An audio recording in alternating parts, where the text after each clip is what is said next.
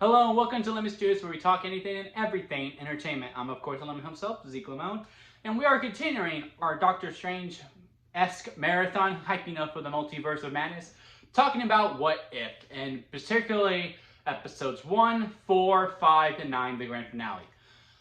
The reason why we're only doing those certain shows because I didn't.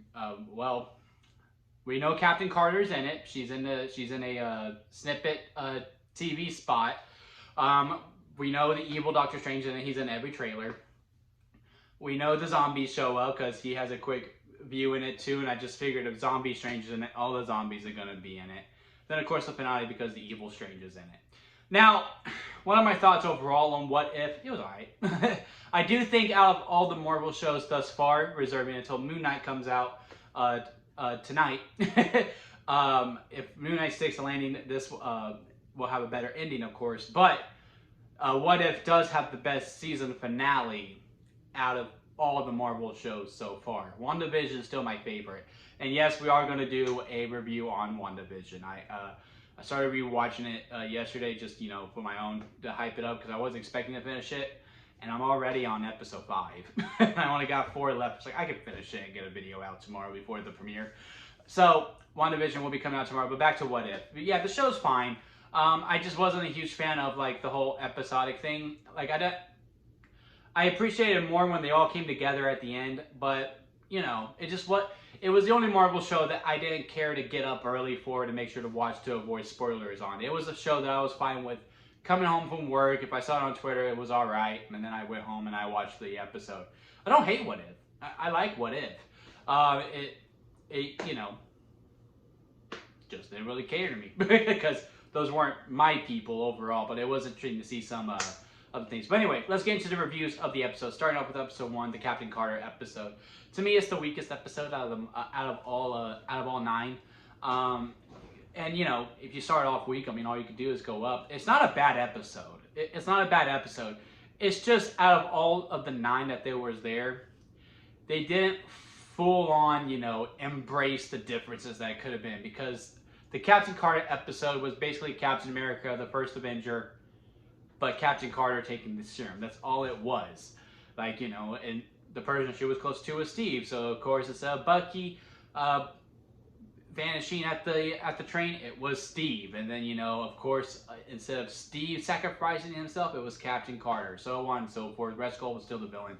Some of the things were different, of course, but when you go beat by beat of the plot of the episode, it was basically Captain America, the first Avenger, but Captain Carter as the hero of this time.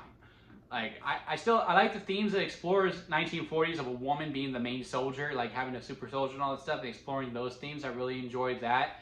I bought Peggy and Steve's relationship again. That was another relationship that I actually really bought. I like the whole Hydra Stomper things. That was pretty cool. Bucky kind of got on my nerves because he always had to do a joke. Like when they go into, oh, who ordered the calamari? I was like, okay, come on, Bucky, you didn't need to do that. And Howard Stark is much better in that than he has been in the films. In all honesty, to me. But yeah, overall, it's a good episode. I do not want to discriminate. When I say it's the weakest episode out of What If,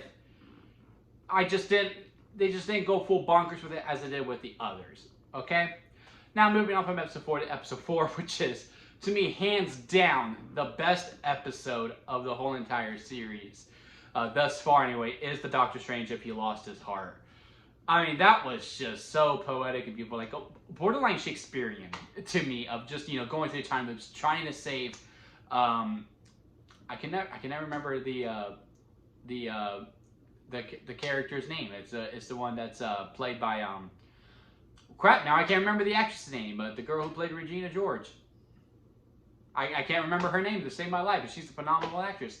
But anyway, the fact that he could not save the love of his life, no matter how many times he attempted. I also bought their relationship much better than than in the actual movie of Doctor Strange. Like, I was just like, okay, yeah, they used to, be in a relationship and then they broke up, I guess. Yeah, I can see them being attracted to each other, but I can't see them getting back together. I can see them being close friends. With the episode and What If, I really bought the relationship. I was like, yeah, they really like each other. And how he really cared for her, and how he just went through so much. And I cannot wait to see him on the big screen on Thursday.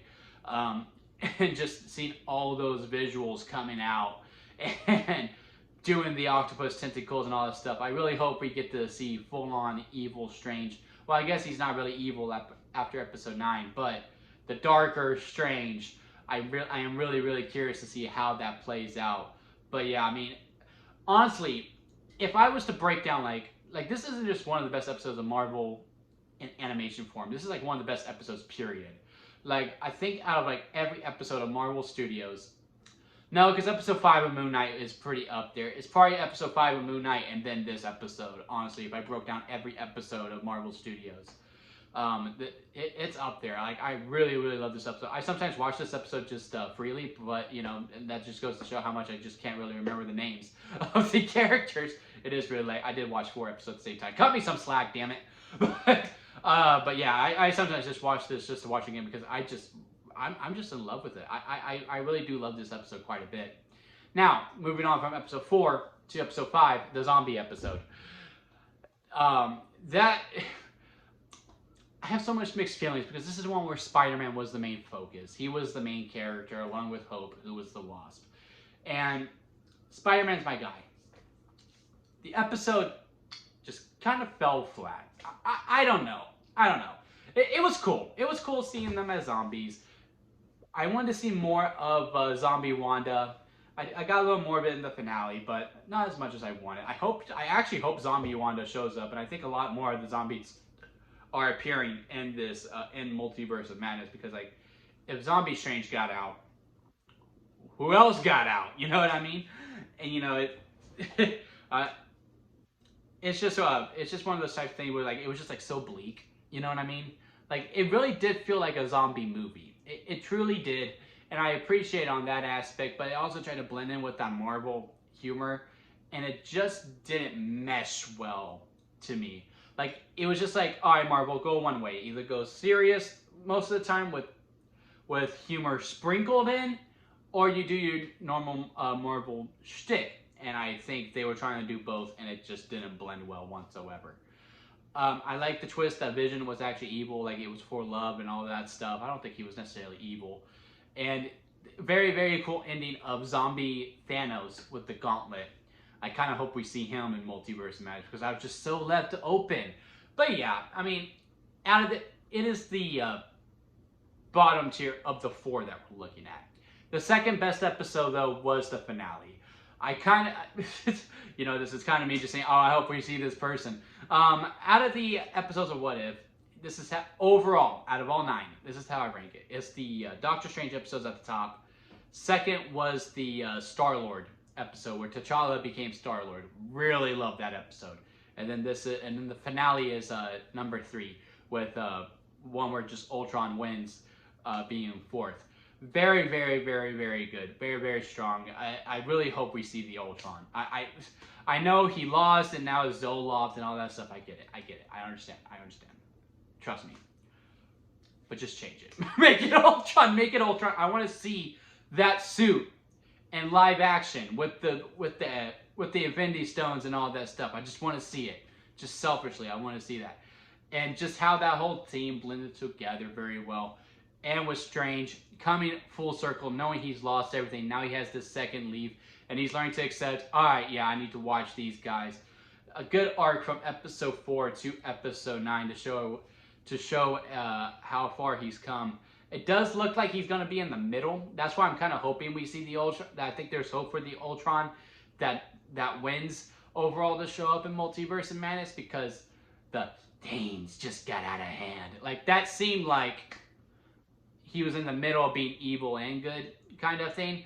So, we'll see.